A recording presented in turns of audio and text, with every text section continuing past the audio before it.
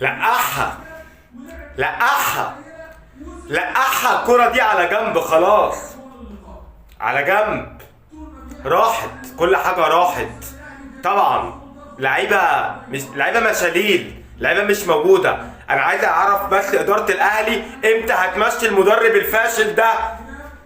امتى هتمشيه؟ ما اللي جابه مين اللي جابه ومين اللي مخليه ومين اللي كاتب عقده؟ ما يمشي، ما يغور في داهية وياخد اللعيبة دي كمان في ايده.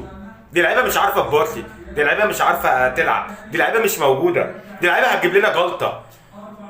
راحت البطولة، اخر بطولة، دي مش راحت البطولة، راحت اخر بطولة كنا عشمانين فيها.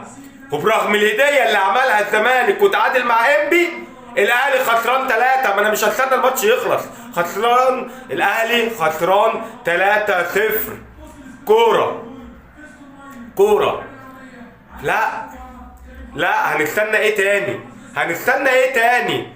كل حاجة راحت، مفيش لعيبة، الناس مش قادرة تجري. ده زيزو في الكرة الأخيرة دي مش قادر يجري، باين على وشه مش قادر يجري، عمل ضربة جزاء. خلاص كل حاجة راحت، مفيش كورة. الكار ده مش كاركو، بطلوها واقعدوا على القهوة. لعيبة الأهلي اللي موجودة دلوقتي بالمدرب بتاعهم بطلوا الحوار ده واقعدوا على القهوة، ده ممكن بالإدارة كمان.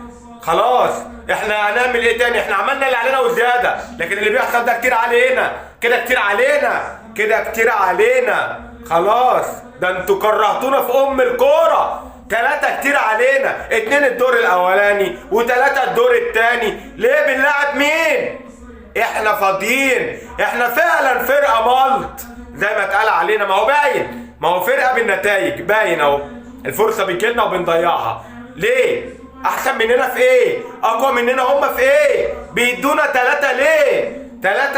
3 بس، 3. وتعالى بص، 3 كرهتونا في ام الكوره. الكار ده مش كاركو. خلاص اخر بطوله راحت ومن غير سلام ومن غير كلام في الكوره، عشان انتوا كرهتونا في الكوره. لقحوا الكوره على جنب، الكار مش كاركو.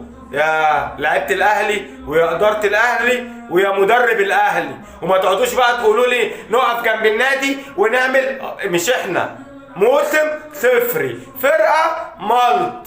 يلا بقى بلا قرف.